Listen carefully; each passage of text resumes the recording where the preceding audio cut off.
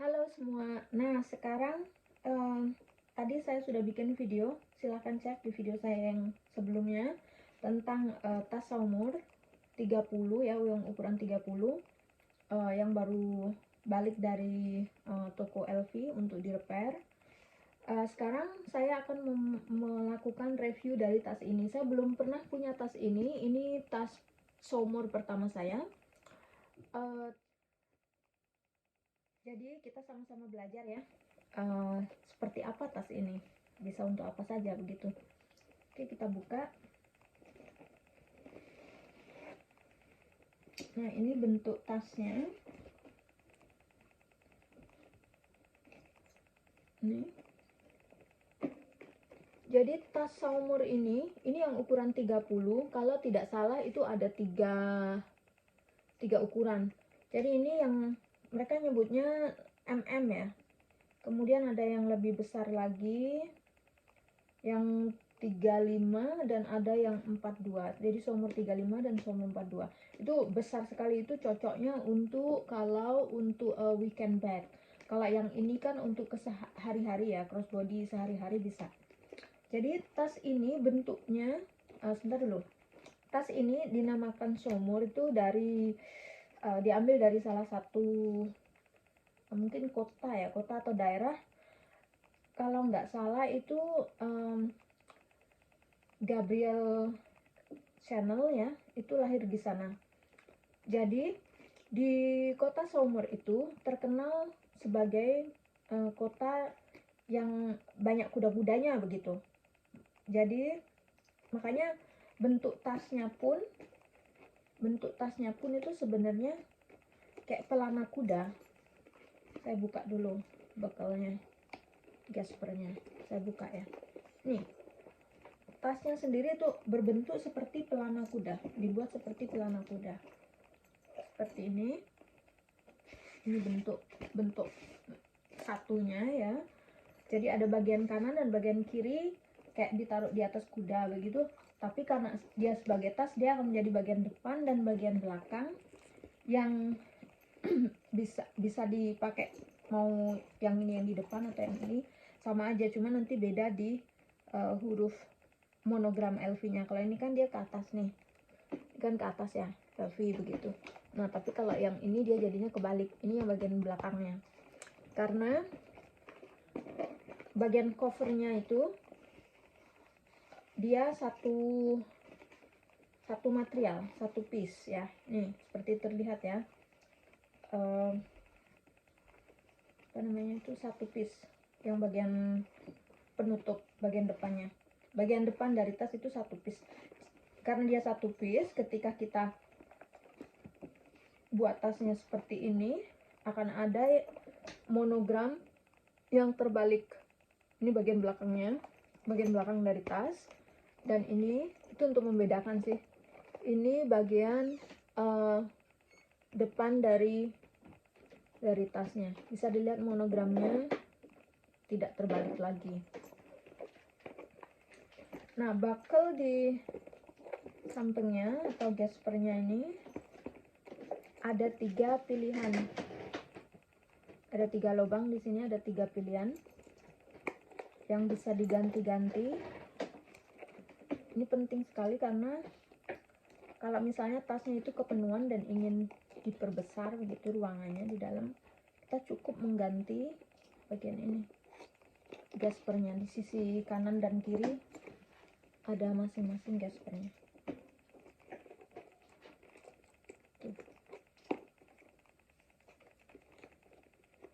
Untuk membesarkan atau mengecilkan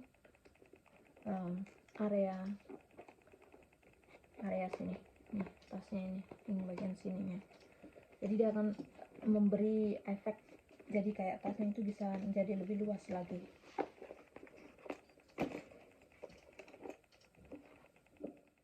Sebelum lupa, bagian belakang sama ya, satu kanvas seperti ini, kemudian diberi paku-paku oleh mereka, 3 buah paku yang berwarna keemasan dari bahan brass. Kemudian kalau kita buka bagian depan tas begini, itu kita akan menemukan untuk ukuran tas ini berukuran panjangnya 30 sesuai dengan namanya, Somor 30 ya. Jadi dari sini ke sini itu 30 panjangnya. Kemudian tingginya dari bawah ke atas tas ini 24 cm. Itu dalam sentimeter ya. Jadi tadi panjangnya 30 cm, tingginya 24 cm dan lebarnya sini itu 12 cm. Nah, untuk strapnya itu dia bisa dipanjang pendekkan. Itu panjang dropnya sekitar 50 sampai 60 cm. Strapnya tidak bisa di remove, nggak bisa dilepas. Jadi strapnya ini, talinya ya, selempangnya ini non removable, jadi nggak bisa dilepas, tapi bisa di adjust. Jadi di sini ada gaspernya yang bisa kita ganti-ganti sesuai dengan ukuran yang kita inginkan. Ini ada 5 ya, 1, 2, no, banyak, lebih dari 5, ada 7, jadi banyak sekali pilihannya. Bisa dipanjang pendekkan sesuai dengan yang setiap orang inginkan, setiap pemiliknya ya. Kalau ingin dipakai crossbody atau dipakai shoulder bag, bisa dipanjang pendekkan. Kemudian ada gasper pada sininya, buckle-nya ya. Nah, untuk buka tasnya, cara bukanya itu pakai seperti ini, pakai gasper kayak di sabuk begitu modelnya. Sama belakang juga sama. Ini sama, itu ada 3 pilihan. Ada 3 pilihan size. 3 lubang di sana. Dan kalau kita buka, ini bagian depan ya. Bagian depan nih langsung akan terlihat ada apa ini namanya, stemnya. Kelihatan enggak nih? Tuh. Sini.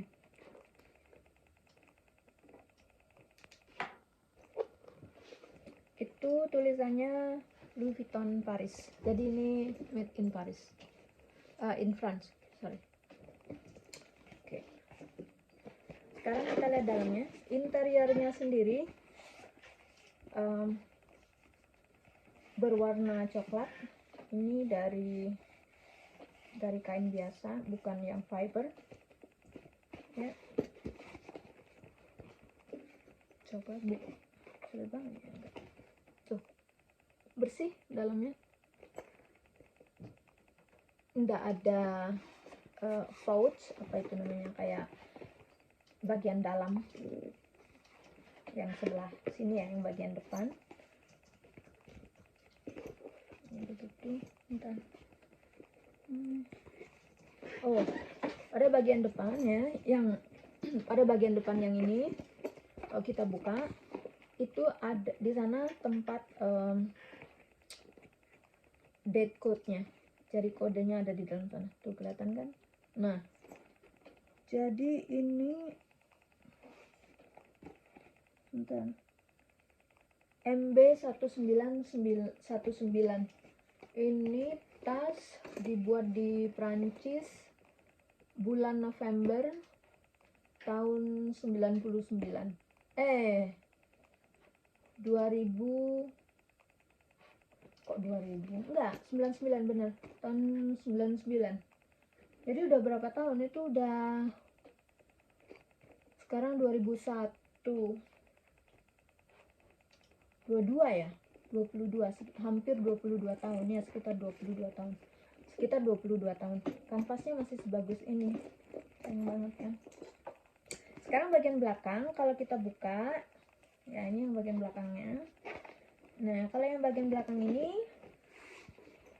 sama, interiornya sama, dia warnanya sama, bahannya juga sama.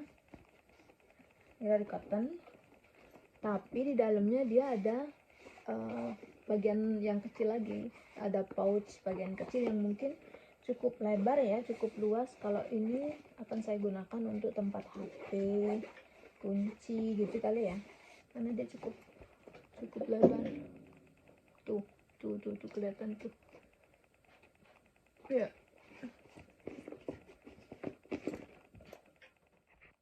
Satu lagi yang saya suka dari tas ini, dia strapnya itu ada kayak patnya begitu ya.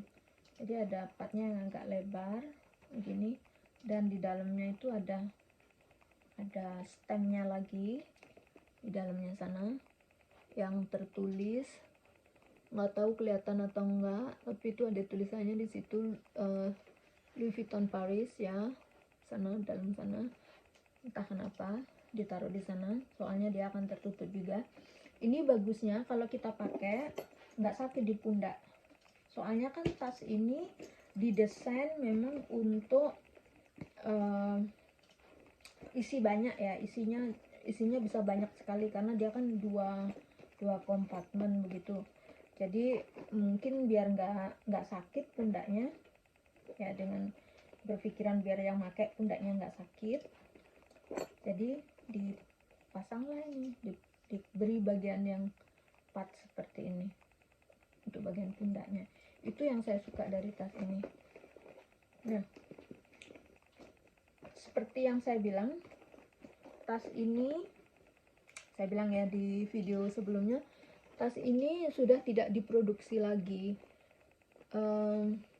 Untuk mendapatkannya, jalan terbaik adalah membeli pre-love. Dan untuk mendapatkan pre-love yang bagus, pilihlah yang kondisi kanvasnya itu masih bagus. Jadi kalau misalnya kita mau ganti leathernya, bisa dibawa ke tokonya untuk diganti. Jadi kita akan memiliki tas yang baru lagi. Jadi tas ini total saya habis untuk beli tasnya, karena waktu itu kondisinya seperti yang terlihat di video saya yang repair itu, kondisinya kan buruk sekali leathernya, makanya saya dapat harga murah sekali waktu itu, sekitar 150 euro. Sementara untuk biaya-biaya, karena ada biaya-biaya yaitu transportnya, karena ini kan musim corona, jadi kita nggak bisa ketemu orangnya kan, jadi dipakai pos. Saya ngirim ke Louis juga pakai pos, itu saya habis pokoknya totalnya 175. Tapi kemudian untuk mengganti leathernya ini saya harus bayar 800 euro, jadi totalnya berapa ya, 975 euro. Sementara untuk retail dari tas ini baru, kondisi baru ya, itu 1600 US dollar, itu belum pajak.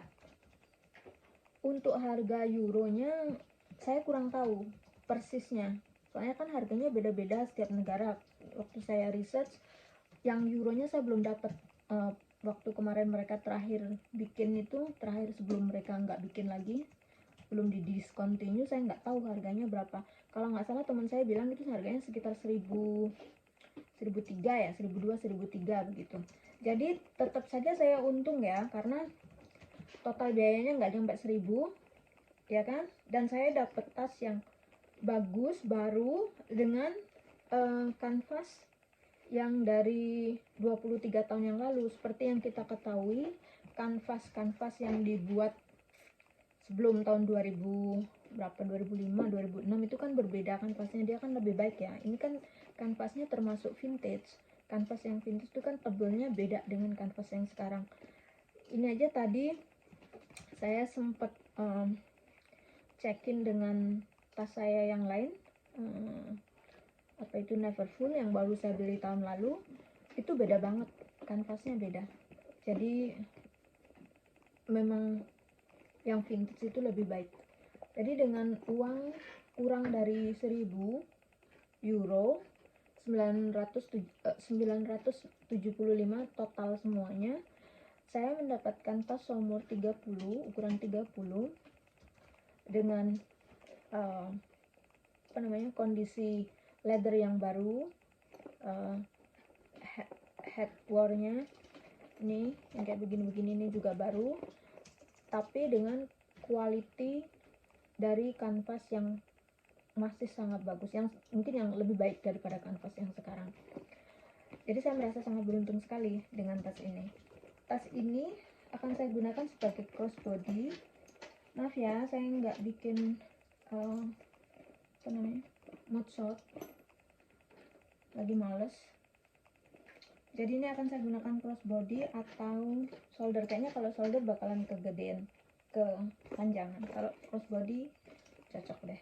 Dan ini rencananya akan saya gunakan tas sehari-hari. Jadi kalau mau belanja atau jalan sama anjing, itu saya pakai ini. Karena saat ini saya pakai Neverfull dan itu cukup sakit untuk di pundak.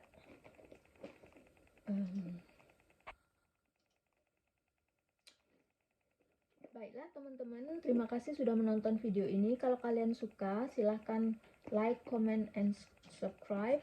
Jangan lupa kalau misalnya ada tas-tas lain yang ingin saya review, tinggalkan di komen. Terima kasih ya.